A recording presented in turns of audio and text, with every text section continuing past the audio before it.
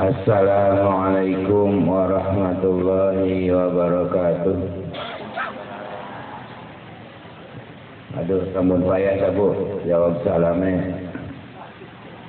Assalamualaikum warahmatullahi wabarakatuh. Waalaikumsalam warahmatullahi wabarakatuh. Lumayan bernyewotkan.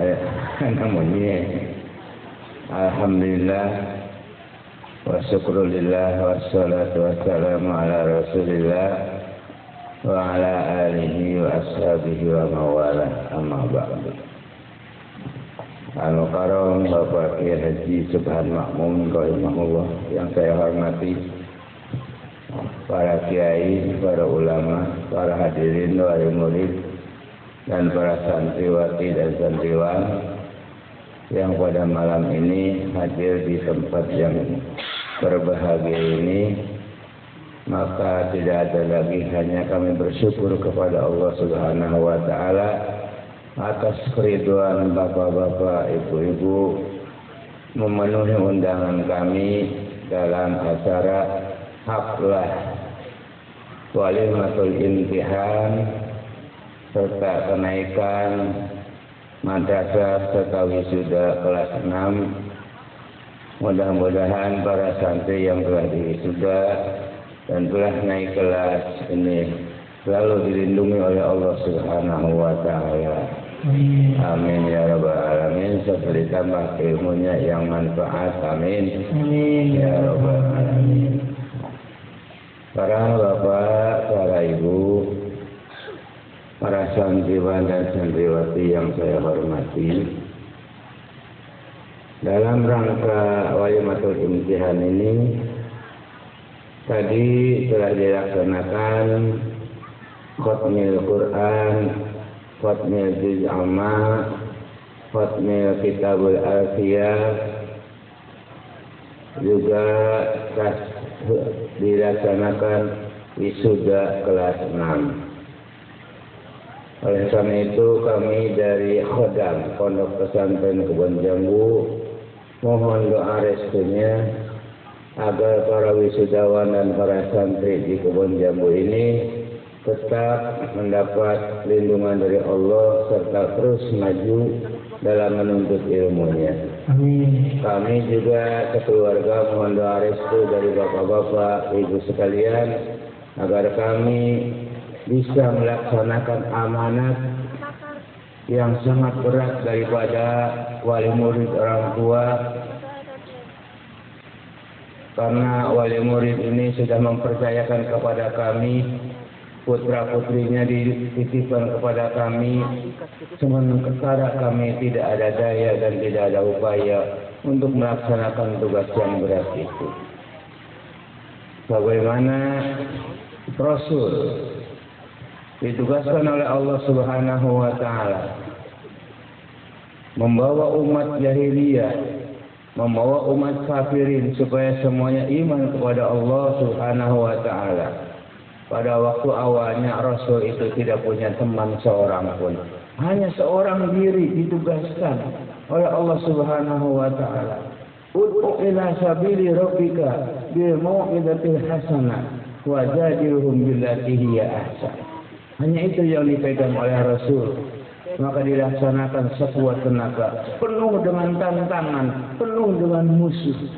Itulah karena yang demikian, kalau kita ini ada tantangan, ada musuh dalam mencapai cita-cita, itulah seni kehidupan. Kalau kita hidupnya mulus-mulus saja, saya kira kurang tepat. Jadi harus ada tantangan, harus ada musuh, harus ada halangan, supaya kita cepat naik derajatnya. Seperti di Kebon Jambu, alhamdulillah.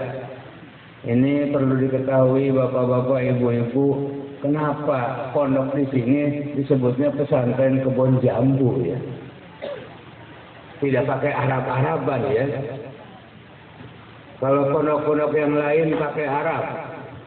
Miftahul Muta'alimin, Raudhatul Talibin, Nurul Hidayah, Ajia dan lain sebagainya. Tapi kalau di sini sudah di tengah-tengah hutan Kebon Jambu bisa. Apa tidak pakai Arab? Di sini ada pendidikan agama.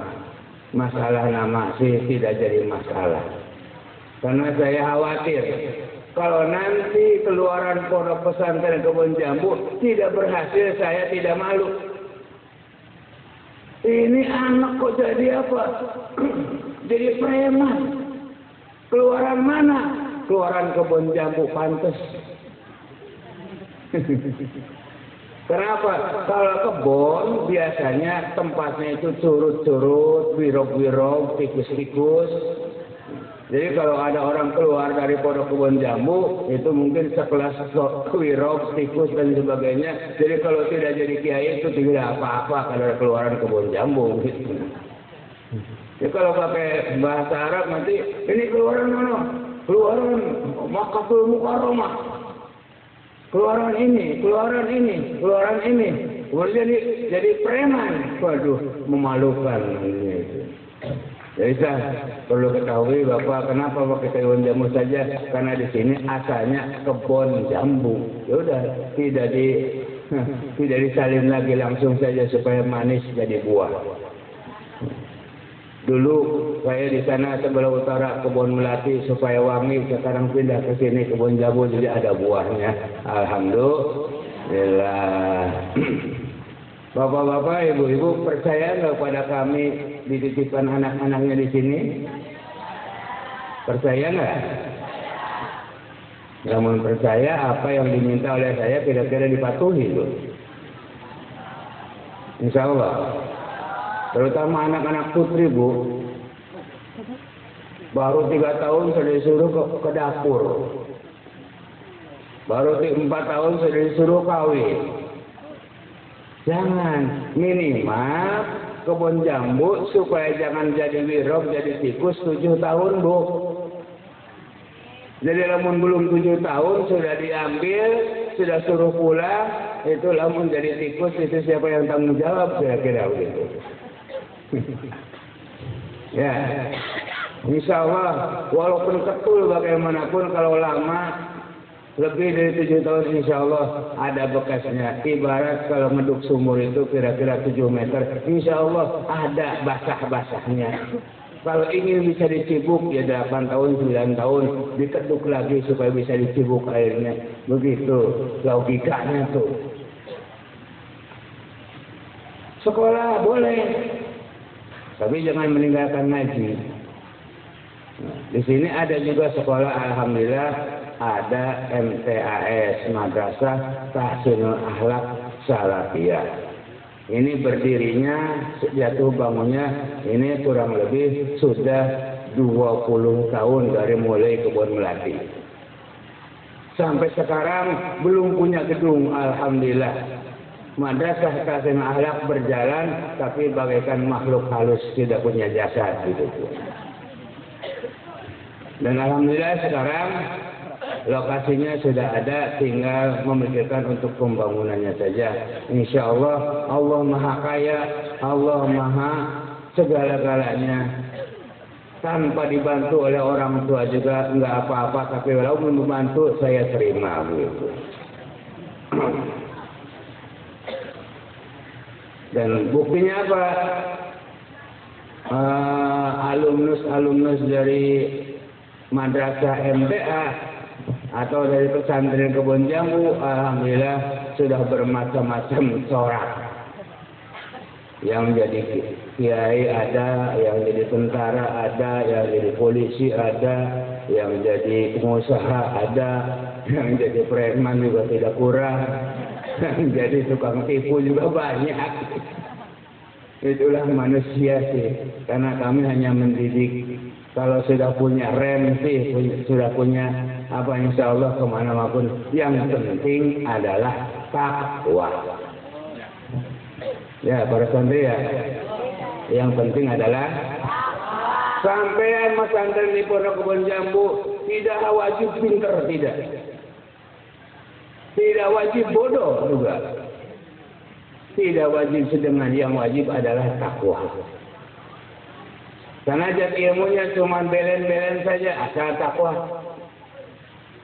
Ilmunya pinter, segala rupa apa, asal takwa. Orangnya kaya jadi pengusaha, tidak apa-apa asal takwa. Miskin jadi pengemis, asal takwa. Itu yang dipahami oleh saya adalah takwa. Karena ada Allah Subhanahu wa taala, inna akramakum indallahi atqakum. Tidak pandang anak kiai, tidak pandang anak pejabat, tidak pandang anak siapa saja, tukang beca, tukang parkir, tukang siapa saja. Anaknya siapa saja diterima, asal yang dipahami oleh kami adalah takwa, imtisalu awamirillah wa jinabu nawahihi. Itu inna akramakum indallahi atqakum. Itulah yang dipahami oleh saya. Saya tidak bangga kalau punya alumni itu jadi pengusaha besar.